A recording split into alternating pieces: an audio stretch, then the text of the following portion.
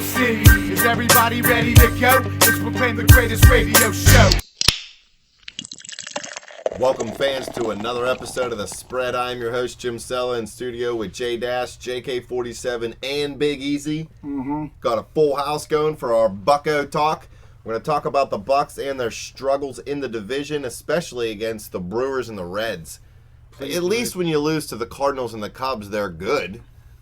Yeah. Well, actually, I mean, the Brewers, they have been about a 500 team for a couple months now. They got off to the real bad start, and they brought up some young guys that really want to show they belong. So they're playing better baseball. But, yeah, you got to go out and beat these teams. But the Cardinals, they're sitting at 86-47. The Buccos, 79-53, 6.5 games back. And the Cubs, 75-57, 10.5 back of the Cards and 4 back of the Pirates.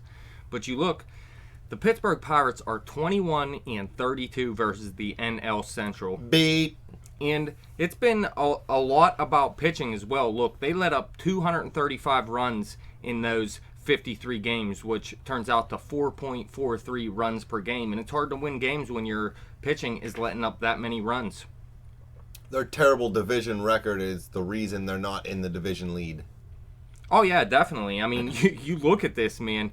They're 24-9 against the NL East. They're 21-5 against the NL West. And they're 13-7 in interleague play. So they're 58-21 against everyone outside of the NL Central. So really, I mean, they're dominating outside of the NL Central. And yeah, they'd definitely be way ahead of the Cards if they played like that within their own division. But you look, I mean, they're 6-7 against the Cardinals, which isn't terrible. I mean, they're playing close games against them. The Cubs, I mean, they beat up on them a little bit, but they're still just 5-7 against them. So they're playing okay against those two teams. But like you said, the Brewers and the Reds, they're 6-9 now against the Brewers, losing their last 6 games against them. So they were 6-3 coming out of the break, and now they lost their last 6. They've swept lost both times in 2 series, and they were outscored 21-11 in this past series against the Brewers, and they just look terrible. I mean, Garrett Cole got lit up. Yeah, that they should have went and pitched the rotation I said they should have pitched, and I mean, if you get lit up, you get lit up. It's still the same result. It would have been Worley, Lees, and Locke pitching in that series, while you go into your next series against the Cardinals with your top 3 pitchers, but now it's looking a little shaky right there. I mean, you're still going to have Happ and Cole pitching, but you're not going to have Liriano pitching in that series. I'll bump Liriano anyway. They should freaking have Glass now pitch for Liriano. I hope you're kidding about that. Every year, our pitching staff falls apart in the second half, and they start to let up all these runs. Look at it, especially against our own division. Well, listen, Liriano won he didn't win his past 10 starts. The Pittsburgh Pirates won the past 10 starts that Liriano pitched before his last start. So it's not Liriano's fault at all that they're losing these games, really. Yeah, it's partially his fault for this last loss, but he was actually pitching pretty well, man, and the Pirates were winning when he was in the game. And speaking of Glass now, his last outing, he let up 7 earned runs in .2 innings pitched. So he got lit up, so it doesn't look like he's ready. And Huntington came out and said the only way he would get called up is if there were 3 or 4 injuries to the starting rotation, and they do not want to use him in the bullpen at all. But they are also 4-9 against the Reds, which is terrible. And that's the biggest surprise to me. And the Reds, I mean, yeah, they had Johnny Cueto at the beginning of the season. They still have Joey Votto and Todd Frazier, although Frazier looks terrible right now and hasn't looked good since the All-Star break. But you need to go out and win those games. I mean, you flip that record 9-4, and you're sitting right there with the Cardinals at the top of this division. So, I mean, look at this. 4-11 against the Central since the All-Star break. And the pitching's even been worse. Like you mentioned, Easy. Look, 85 runs in those 15 games. That's Can't happen. 5.67 runs per game. You're not going to win games like that, plain and simple. Like I said, they dominate outside the division, but within the division, they are just not getting it done. And mostly, Reds and Brewers, like Jim said, look, versus the Reds, Neil Walker, a .233 batting average. Pedro Alvarez, a .227 batting average. Gregory Polanco, a .226 average. Josh Harrison, a .226 average. Jordy Mercer, a 194 average. Starling Marte, 191. Cervelli, 176. Aram, 154. That's all versus the Reds right there. Now, against Milwaukee, Aram, 250. Kutch, 243. Marte, 228. Polanco, 214. Pedro, 196. Harrison, 182. Cervelli, 179. Look at that. That's all against Milwaukee. So, yeah, the pitching's bad versus the Central, but so is the hitting, especially against the Reds and Milwaukee, that they just cannot figure these teams out. Now, like I said, Milwaukee's been playing better baseball recently. They got some young guys like Nelson and Youngman in that rotation that are good pitchers for a bad team. So it's kind of misleading, but they got to go out and win these games, and you can see they're not getting it done offensively, nor are they getting it done with their pitching staff. Bullpen's been a little bit shaky lately, too. Yeah, I mean, that goes into the pitching staff. I mean, I didn't break it down to starters and relievers, but yeah, there's been some shaky outings by the relievers as well. Now, I still trust Melanson, Watson, and Soria. Hughes hasn't looked very good recently, though, and I'm hoping they give him a break now that September call-ups have rolled around and they called up a few relievers. Like you mentioned, Easy Lee's pitched, what was it, yesterday, correct? And he pitched good in one inning and then let up a home run. Rodimus lit up. But his pitches look there. I mean, the home run he gave up was on he just hung his breaking ball a little bit, and the guy really it was a good hit. But he looked like he had control of his stuff yesterday for sure. Well, I'm telling you, this guy definitely has upside. Now, I thought it was for the starting rotation, though. I mean, he didn't look great in the bullpen earlier in the season. They sent him down, made him a starter. He completely dominated. Maybe he is just a better starter than a reliever. There are people that are better at starting than relieving. It's as simple as that. There's also better at... Unless you're John Smoltz. There's also people better at relieving than starting. It goes both ways. Look at Wade Davis. He's the perfect example from the Kansas City Royals. This guy was originally a starter, and he was just not good. He wasn't a good pitcher. They moved him to the bullpen. He may be the best reliever in all of baseball. And that's the way it goes sometimes. It goes reliever to starter and starter to reliever. I think Lees is a starter, and they need to give that guy a start. Let's face it, Jeff Locke hasn't been pitching very well recently. Although I do like the guy as a back end of the rotation starter, there's no reason you can't try to upgrade the position right now, and Lees is a perfect guy to put in and see if he can start in the big leagues. I see no reason not to do it. But there's a bad side and a good side. You could look at it like this. The Pittsburgh Pirates have 23 division games remaining out of 30 games. So you could look at it like this.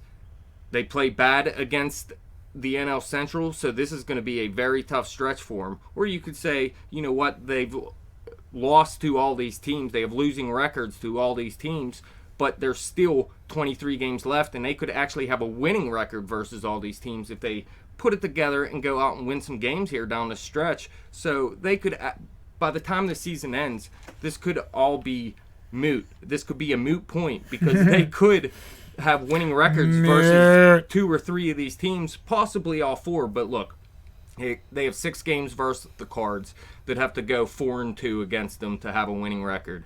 They got 7 games versus the Cubs remaining that have to go 5-2 to have a winning record against them.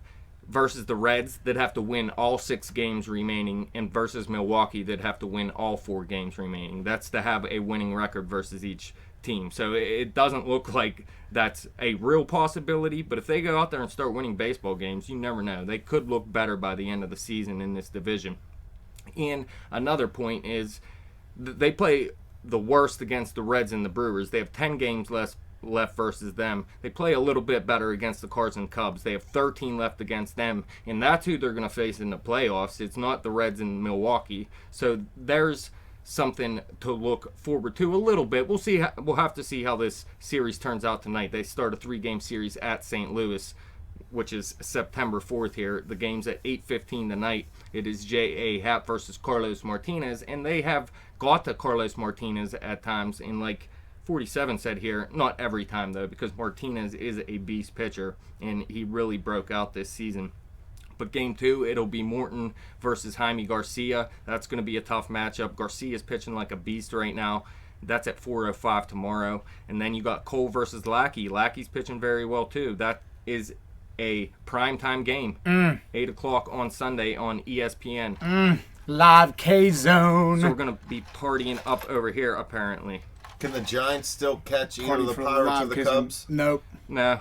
Well, I mean, yeah, No. they can, but will they? Probably not. Nope. I would highly doubt it at this point. So it looks like it's going to be. They have a better shot the at Bucks catching the versus Dodgers. Cubs. Yeah, they definitely do have a better shot at catching the Dodgers. Who, I mean, they have a lot of upside with that pitching staff, but their offense, I mean, there's a lot of questions in that Dodgers offense right now. Mr. Prospect, did you hear the Dodgers were calling up their guy? Yeah, Corey Seager actually had a good game too. Oh, did you see it? Yeah, well, I mean, I was reading about it online. So it just said I seen somewhere he's the #1 prospect of all yeah. baseball. Yeah, this dude is a beast, and we did a prospect check on him, and I said he was going to be good, but look, man, I was surprised it took this long. I would have called him up a long time ago because they needed some offense. Yasiel Puig wasn't able to stay healthy for much of this season. Seager is a beast, man. They should have called him up months ago to put in this offense, and I bet you they would have a couple more wins right now if they did that. Well, Justin Turner's played well at third base for them. He's a shortstop too. Seager can play shortstop, and Rollins was struggling early. Now he did pick it up a little bit, but even if so, man, you'll find somewhere for Seager to play. He's definitely better than Turner and Rollins, in my opinion. And when you're going down the stretch, a team that has all the money in the world, so you don't have to worry about a year or 6 years from now. Right. I mean, there's no reason not to do it. And I believe Seager's going to be strong down the stretch as well. But that's it. The Pittsburgh Pirates have to turn it around down this stretch. They have 30 games remaining, 23 of those against division teams. And, I mean, I'm not saying they're going to fall out of playoff contention or anything. That's probably not going to happen. But they could still get themselves in position to win this division if they turn it around right now and start winning these division games, because there is still 23 left. And if you go out there and win 15, 16, 17 of these games, you're right back in there. Down with it. We'll see. Down with it. Well, I don't know. I mean, you know, I'd love to catch the Cardinals. That's what I want to do. I want this division. Please You believe. know, And it's- it's scary. I mean, you go. We were talking John Lester or Jake Arrieta if we faced the Cubs in a one-game wild card. No way they pitch John Lester because he's a lefty. You got to pitch Jake Arrieta. That dude is an ace. We seen him just throw a no-hitter the other day.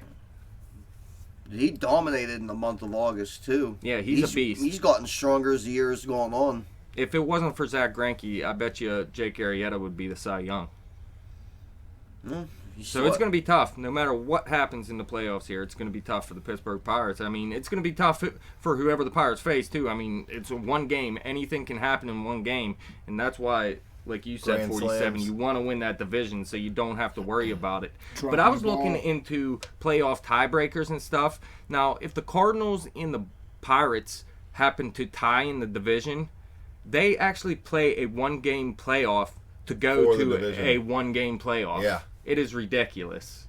Be awesome. It would be actually. They play a one-game playoff that the loser. Goes to a one-game playoff. Yeah, Yeah. well, That's nothing crazy about that. That's- Stay up and It's win those crazy, games, man. That's how baseball's always been. They No, it just had one of hasn't. them- yeah, There's it always has. been one-game playoff. There hasn't been the one-game wild card playoff game. They just put that in 2 years ago. There was never a second one game. Right. If two teams are tied for the division, they always play a one game Yes, to see who wins. yes. But there was never a 15 that made the playoffs. You Right. understand? There was only 4 teams. So whoever won that one-game wild card or one-game Was playoff, out.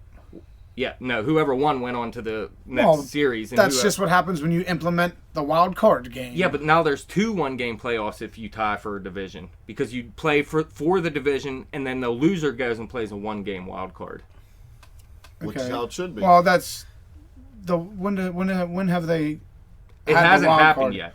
No, when have they had the wild card? How long? 2 years. Is that only how long the wild card game's been? 2 years. no, the second wild The card. second wild card. team. Yeah, But the wild card game has The been game since what, the has 90s? been 2 years. Is that it? No, he means the regular before they Yeah. added the 15. 95. I Yeah, think, there was was the only first. 4 teams. So Yeah, they so when went did in- they start doing the 4 teams? is When what did he they wants put to in know. the second wild card?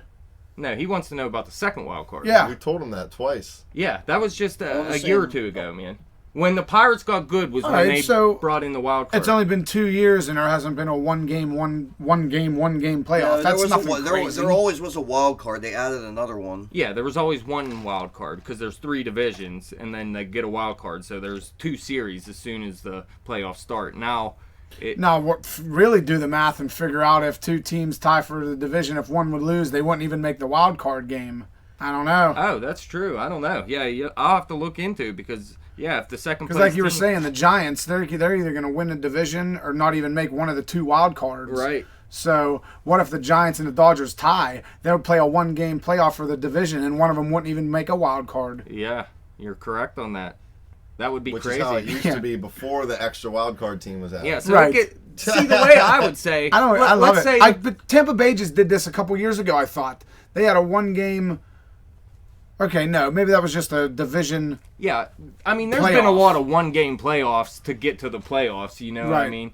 But the way I This would would think be the they'd do first it. time Look, ever if the a team Cardinals would and the make it. Pirates tied at the end of the season, the Cardinals have a winning record versus the Pirates. They should move on, and the Pirates play in the 1-game playoff. In my mind, now look, if you have to play 2 1-game wild card, or I guess 2 1-game playoffs, you would pitch, let's say, Garrett Cole, and let's say you lose that game, and then you have to pitch Liriano in the second one, and then let's say you win that, you go into the series with your 3rd pitcher as your starter. That's it. Yeah, Win that well, division. Glass now, throw him. Yeah, that's what happens to the Pirates. They hit the Milwaukee and they hit Cincinnati that throw these pitchers in that they've never seen before ever, and you wonder why they can't hit because they're facing a guy they've never even seen before. So you put Glasnow in there, and no one on the other team's ever seen him. I mean, it's that wouldn't help possible a he little could bit. come in and it's possible it could come in and have a good game, or it's also possible he could look like he did in his last know. start in the minors and I just think ruin the game. when these professional hitters 100-mile-an-hour heat. when these professional hitters see a pitcher they've never seen before, know nothing about. As long as They he can can't stay in deal the with it. strike zone, Well, that's not. Yeah, you can't be wild. You can't leave pitches high in the strike zone either. All right, 47. I've seen you bean people in batting practice, so I don't want to hear nothing about being wild from you, sir. You talk about control. You destroyed a barn with a baseball. It all starts tonight. Pittsburgh at St. Louis. Pittsburgh got to start winning in the division tonight. Well, I guess not tonight. This series, they got to at least take 2 and start taking 2 or 3 from every one of these teams in this division. It's going to be rough sledding. Yeah, whatever. Wrap it. Fans, if you want to keep up with the Bucko baseball, keep tuning in. You can follow us on Twitter at bet_the_spread. You can follow me on Twitter at betjimthewin. All of our segments go out there. You can check on Facebook at facebook.com/betthespread, or you can come to YouTube. Keep clicking subscribe. Keep clicking thumbs up. And give us 20 comments like Eddie B does.